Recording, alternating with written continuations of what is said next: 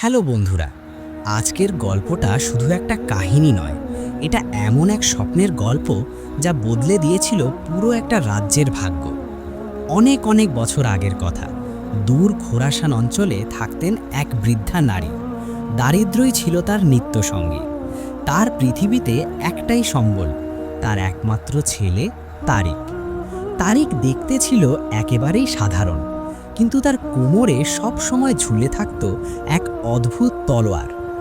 আশ্চর্যের বিষয় ছিল, তারিক যত বড় হচ্ছিল, তলোয়ারটাও যেন ঠিক ততটাই বড় ও ভারী হয়ে উঠছিল, যেন তলোয়ারটি তারিকের জীবনের সাথেই বাঁধা।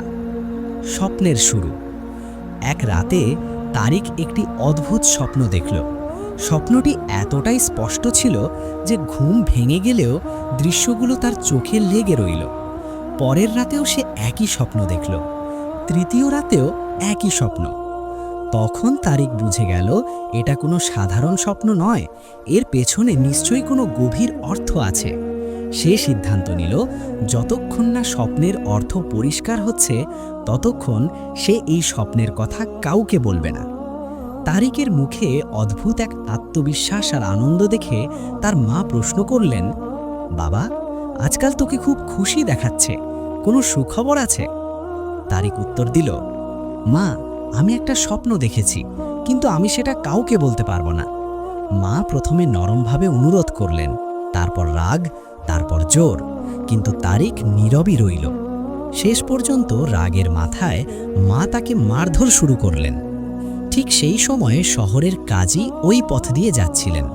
চিৎকার শুনে তিনি সৈন্যদের পাঠালেন খোঁজ নিতে। ঘটনা জানার পর কাজী বিস্মিত হলেন। তিনি তারিককে নিজের সামনে আনালেন এবং প্রশ্ন করলেন, এত কান্নাকাটি কেন? তারিক সব খুলে বলল, স্বপ্নের কথা, মায়ের রাগ, কিন্তু গোপন রাখার শপথ। কাজী মৃদু হেসে বললেন, এই স্বপ্ন নিশ্চয়ই বড় কিছু, তুমি কি আমার সঙ্গে থাকতে চাও? তারিক সম্মত হল। মায়ের অনুমতিও নেওয়া হলো। এভাবেই তারিক কাজীর ঘরে আশ্রয় পেল। রাগ, শাস্তি ও নির্বাসন। কাজীর মেয়েরা বারবার তারিককে স্বপ্নের কথা জিজ্ঞাসা করতে লাগলো, কিন্তু তারিক কাউকেই বলল না। একসময় রাগের মাথায় সে কাজীর ছোট মেয়েকে আঘাত করে বসে। কাজী ক্রুদ্ধ হয়ে আদেশ দিলেন, তারিককে শাস্তি দিতে হবে। তাকে কারাগারে পাঠানো হলো। পরে পরিস্থিতি আরও ভয়াবহ হয়ে উঠল। কাজী তাকে মৃত্যুদণ্ড দিতে উদ্যত হলেন। ঠিক সেই মুহূর্তে রাজকীয় বাহন এসে থামল। স্বয়ং সুলতান সেখানে উপস্থিত হলেন। সব শুনে তিনি তারিকের প্রাণ ভিক্ষা দিলেন এবং তাকে রাজপ্রাসাদে নিয়ে গেলেন। সুলতান বিশ্বাস করতেন এই ছেলের মধ্যে অসাধারণ কিছু আছে। রাজকুমারী মুনিজা। প্রাসাদে তারিকের দেখা হলো রাজকুমারী মুনিজার সঙ্গে। বুদ্ধিমতী, বিচক্ষণ, কিন্তু ভীষণ জেদি। তিনিও তারিকের স্বপ্ন জানতে চাইলেন। তারিক স্পষ্ট বলল, স্বপ্নের ব্যাখ্যা না জানা পর্যন্ত আমি কিছুই বলতে পারবো না। এই জেদ থেকেই শুরু হয় নতুন বিপদ। এক পর্যায়ে রাজকুমারী আঘাতপ্রাপ্ত হন আর তারিককে বন্দী করা হয় একটি উঁচু মিনারে। যুদ্ধের ধাঁধা। ঠিক তখনই শত্রু রাজা মঙ্গল খান যুদ্ধের হুমকি দেয়। সে একের পর এক কঠিন ধাঁধা পাঠাতে থাকে।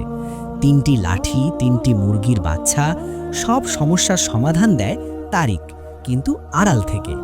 তারিকের বুদ্ধিতেই রাজ্য বারবার ধ্বংসের হাত থেকে বেঁচে যায়। ভবিষ্যৎবাণী।